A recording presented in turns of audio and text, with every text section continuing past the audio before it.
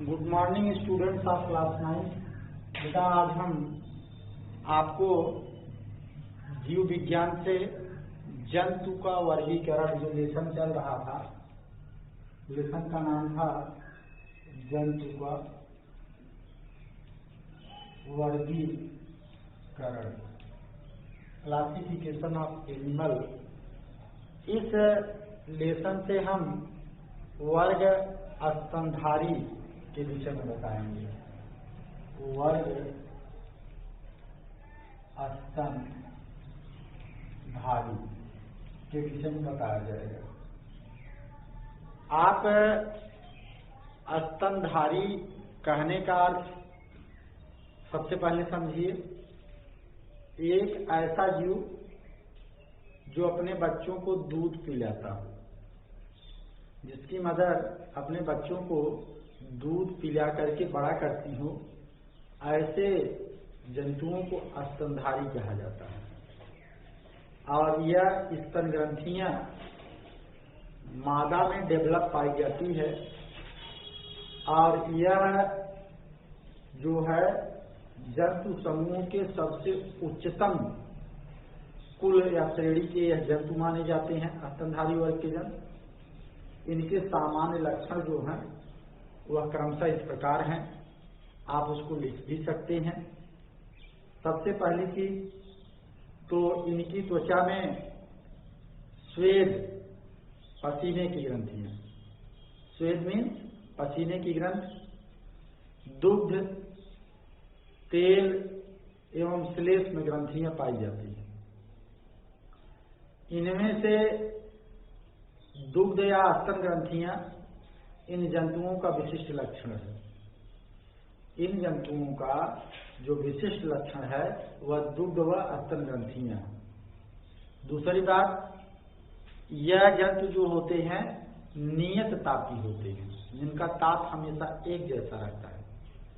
इनके शरीर पर बाल पाए जाते हैं और जो शरीर के तापमान को नियत बनाए रखने में क्या करते हैं, मदद करते हैं या सहायता करते हैं। दूसरी चीज, इनका शरीर जो है वह सिर, गर्दन, धड़ और पूंछ में विभाजित है। शरीर का आकार अनेक प्रकार का हो सकता है। मनुष्य भी इसी वर्ग का सदस्य है। इनका मुख छोटा होता है तथा सीढ़ीदार ओंठ होते हैं और दांत तथा जबड़े पाए जाते हैं।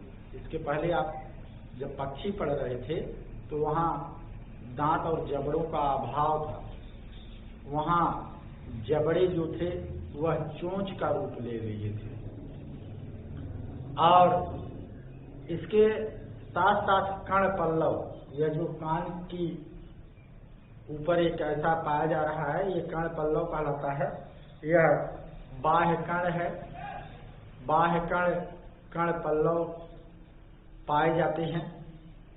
यहाँ गर्दन में 7 ग्रीवा कशेरुक उपस्थित होते हैं। ग्रीवा कशेरुक जो गर्दन का निर्माण कर रहे हैं, जिसे सेरेविकल वर्टिब्री के नाम से जानते हैं आप। इनमें अग्रपाद व पश्चपाद, फोरलिम्ब व हिंडलिम्ब पाए जाते हैं, जो चलने में, उछलने, पकड़ने, इन सब चीजों के लिए क्या होते हैं, उपयोगित होते हैं। अलग अलग जगह, अलग अलग जानवरों में इसका अलग अलग काम है। अस्थियां जो होती हैं, हड्डियां जो होती हैं, वह अंतः कंकाल उसमें पाया जाता है, बना होता है, अंतः कंकाल पाया जाता है। पाचन पूर्ण विकसित होता है तथा आहार नाल पूर्ण रूप से विकसित है।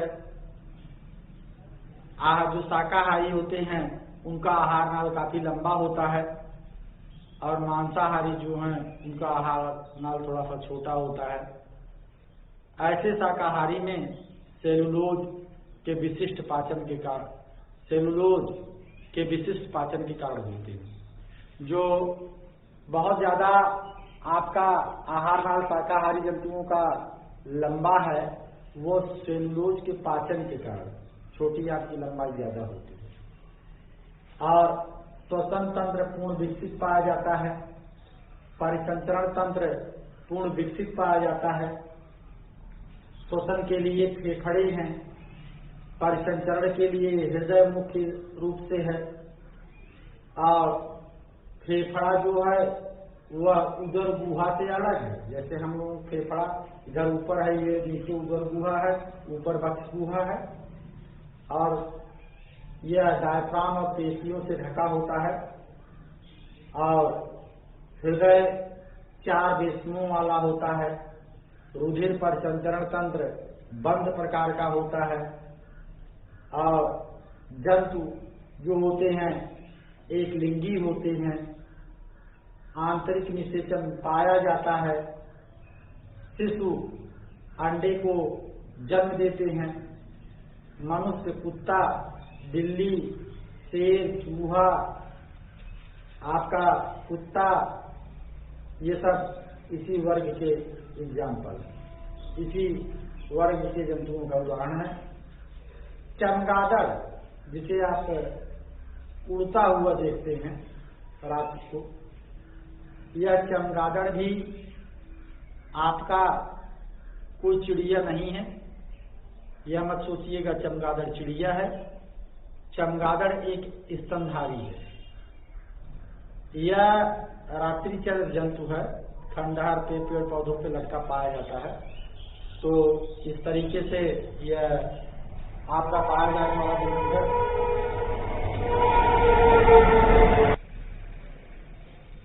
यह जो स्तनधारी है, इसको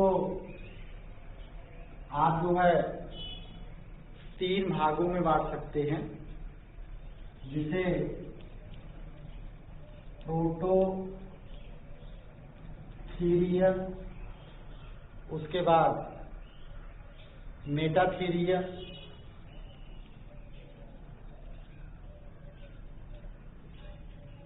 और यूथीरिया के नाम से जानते हैं। तो यह प्रोटोथीरिया, मेटाथीरिया और यूथीरिया होते हैं स्तनधारी। तो प्रोटोथीरिया के विषय में पहले आप जानिए कि प्रोटोथीरिया क्या होता है। इनमें स्तन पाए जाते हैं, परंतु उसके ऊपर चूसक जो होता है अनुपस्थित होता है। और यह एकमात्र अंडे देने वाले स्तनधारी होते हैं। इनके द्वारा अंडे दिए जाते हैं। कर्ण पल्लव नहीं पाया जाता है, जैसे आपका एकेडिना और प्लेटिपस। यह प्रोटोथीरिया के सदस्य होते हैं। जो मेटाथीरिया वाले हैं, इस वर्ग की मादाओं में एक थैली पाई जाती है, जिसे मार्सुपियन कहा जाता है। मार्सुपियन पाउच करते हैं। यह थैली जो होती है अपूर्ण बच्चों को, शिशुओं को डेवलप करने में, उसको विकास में उसकी मदद करती है। और इस थैली में स्तन ग्रंथियों के चूसक खुलते हैं, जिससे शिशुओं को पोषण मिलता रहता है और वो विकसित होता है। और इनमें कर्ण पल्लव पाए जाते हैं।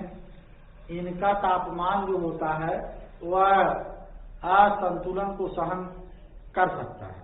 ये तापमान के असंतुलन को सहन कर सकते हैं।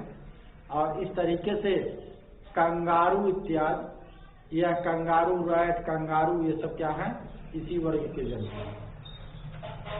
यूथीरिया जो होता है, इस वर्ग के स्तनधारियों में आप शिशु का विकास पूर्ण रूप से मादा के गर्भाशय में पाएंगे।